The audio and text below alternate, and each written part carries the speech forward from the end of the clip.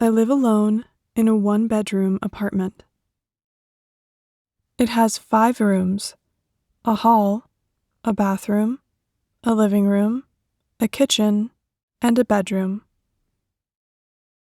The hall is the first room you see when you enter the apartment.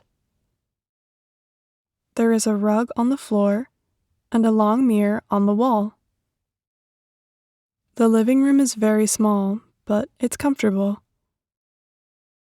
Near the door, there is a blue sofa and a tall lamp. Opposite the sofa, there is a desk. This is where I study in the evenings. My bedroom is my favorite room in the apartment. It has a big window with purple curtains. My bed is opposite the window. I have a large wardrobe and a dresser for my clothes. There is an armchair next to the dresser. I cook and eat in the kitchen. There is a table with 4 chairs in the middle of the room. Behind the table, there is a stove. I also have a microwave, a toaster, and a fridge freezer.